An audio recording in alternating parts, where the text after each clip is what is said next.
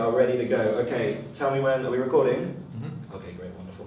Cat, welcome. Hi. You know the rules. We have 5 minutes. I need you to be relatively brief, but obviously you can give full answers. Do my best. Yeah. So if you're ready, if you give me a countdown from 3, 2, 1, I'll start the clock. 3, 2, 1, go. We are off. How has the campaign gone so far?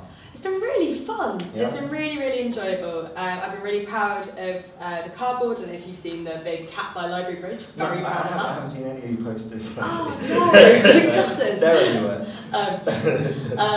Yeah, so that went really well on the Monday morning. Really just enjoying chatting to students, going to lectures. Had a few cracking lecturers who've been hilarious. You find them welcoming? Yeah, I mean, some departments aren't a big fan. They kind of say, oh, we don't want to give any time to this, which I think is kind of a shame, really, because it makes, it's 1 week of the year. Yeah. No, I know what you mean. Onto the role. What do you think the key function of the president is? Okay. So one of the things that I really wanted to stress in my manifesto was what the president actually was, because I feel like a lot of people are kind of like, oh, but it's a bit pointless, isn't it? But I believe very strongly that the president is a figurehead for the Students' Union. That is its primary role. It's there to provide a link between the university, it's there to provide a link between the union and the local community, and also on a national basis as well. And that is the primary role of the president. Okay. What makes you stand out? Okay, well, obviously I've been on the, I say obviously, I've been on the committee this year. I'm one of the staff team, so I'm the welfare officer. So I've had loads of experience in being within a team, but also I feel like I've achieved quite a lot this year in terms of stuff within my own remit. So I feel like I've had that experience. I've made links with people in the university, with people in the local community, so I'm already building those relationships. And I feel like I'm able to write a manifesto that's really achievable. What do you think the main thing we currently get wrong as a union that we should get right? What's the thing for you? The biggest thing that I think that we do wrong is that we don't talk to students enough about what we're doing. I feel like there's a massive communication breakdown between the SAB team, who are working so hard. And I'm not just talking about me, I'm talking about the other 6. Probably more the other 6 in some ways.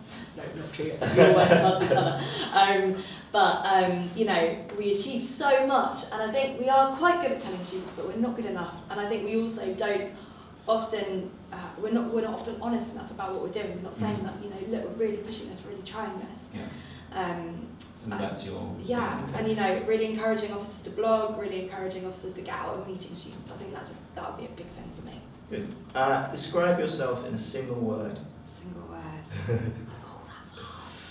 Tough questions here. Single words. I think a word that I think a lot of people have kind of said is like really friendly. I think I'm a really friendly person. I love talking to people, and I think that's really come across in this campaign. Good. What is the one thing you could not live without? One thing I can't live without? Part of me wants to go for really cheesy answer, like my friends. That's a bit rubbish. Probably my iPad. Is that awful? I sound like a terrible person. Right now for well, I lost my computer.